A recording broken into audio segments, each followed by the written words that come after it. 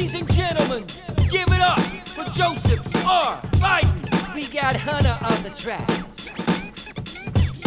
Joe 2.0, Joe 2.0. I said Joe 2.0. Let's go, Joe 2.0. Guess who's back to run again?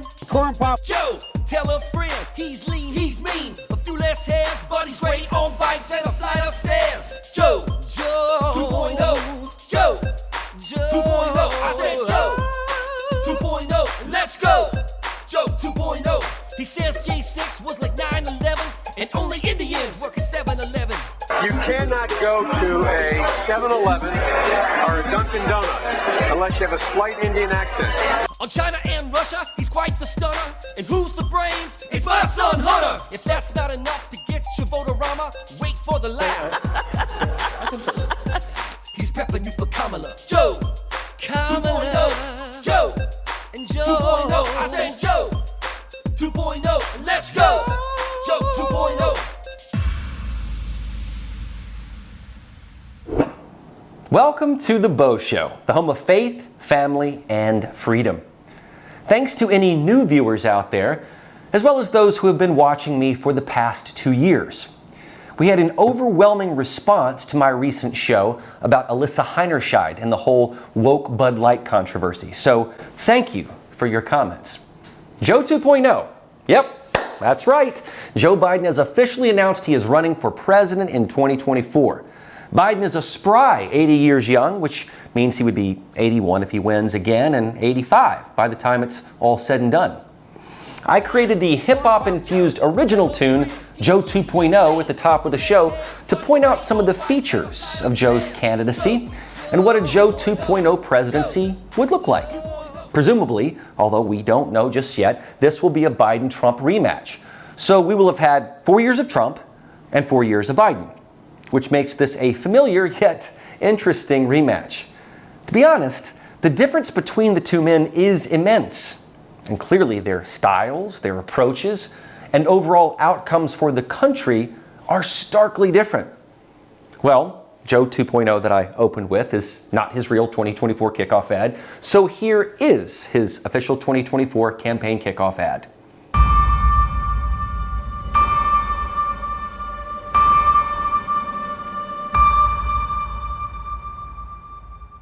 Freedom, personal freedom, is fundamental to who we are as Americans. There's nothing more important, nothing more sacred. That's been the work of my first term, to fight for our democracy. This shouldn't be a red or blue issue. To protect our rights, to make sure that everyone in this country is treated equally and that everyone is given a fair shot at making it. But you know, around the country, MAGA extremists are lining up to take on those bedrock freedoms, cutting Social Security that you paid for your entire life while cutting taxes for the very wealthy, dictating what healthcare decisions women can make, banning books, and telling people who they can love, all while making it more difficult for you to be able to vote.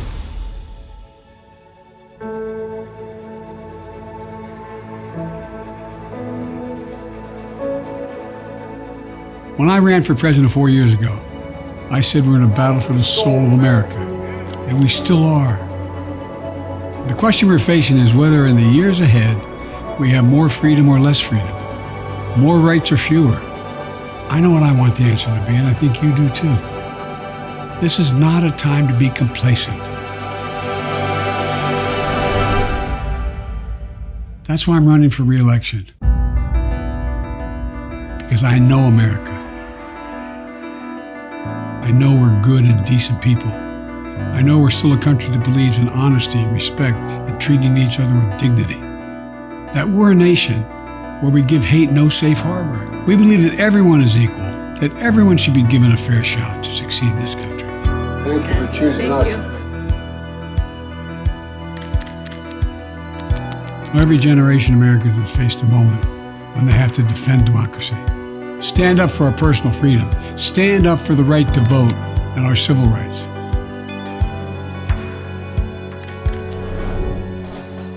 And this is our moment.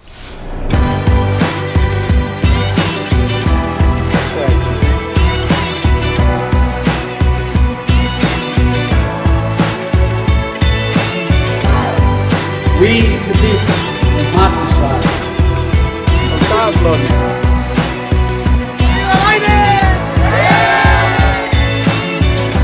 So if you're with me, go to joebiden.com and sign up.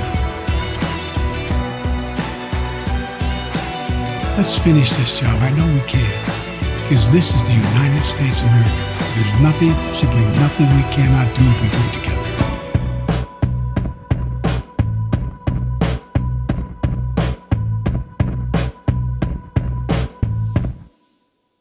Let's go through this ad step by step before we look at what a Biden 2.0 presidency would look like.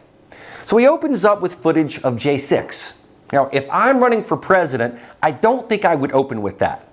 It's clearly meant to conjure up a negative image of that day and how Biden would be the only person who could possibly save us. Let's take the next image that we see, a sign that reads, "Abortion is healthcare." Now that's a phrase that we hear in liberal vernacular these days. The equivalence and mutual inclusivity of the termination of pregnancy and healthcare. Healthcare in general is what you pay for to keep in good health.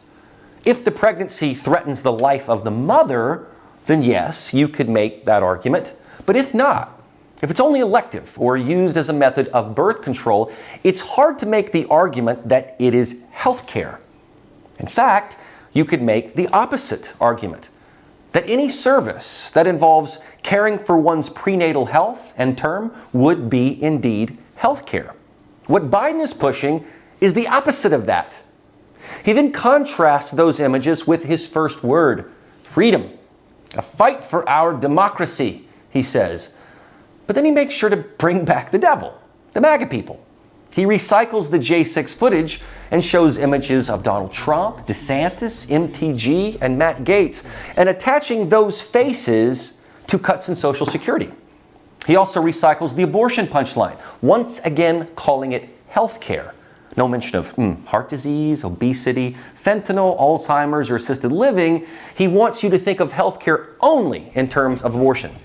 And then he pivots this same negativity to banning books and telling people who they can love. He doesn't tell you why those books may be unsuitable for minors. So, okay, I will. What he's referring to is Martin County in Florida, which removed books by Toni Morrison and James Patterson. The issue was whether sexual, racial, and adult content was suitable in elementary school libraries in the district. Books such as the Maximum Ride series were not banned, but rather moved to the middle school library, where the book's own suggestion of age 12 plus matched the age of the students. Sexual and racial themes were the objections to these books being in elementary school libraries. And with respect to banning who you can love, this should get 5 Pinocchios. Same-sex marriage is legal in all 50 states.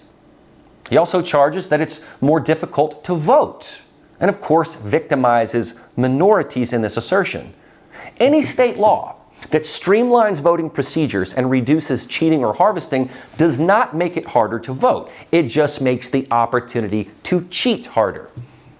Then in the campaign ad, we see this emotive montage of Kamala Harris, who's already been kind of teased throughout it. To me, this was a blatant indication that this ad is really as much an ad for her presidency as it is his. People know that he's older than dirt, but they soften that with images of Kamala Harris, since she's being tapped to be the next in line. Around the midway point, he tries to explain why he's running again. Because he's fighting for the soul of America. Well, he never explains what that looks like.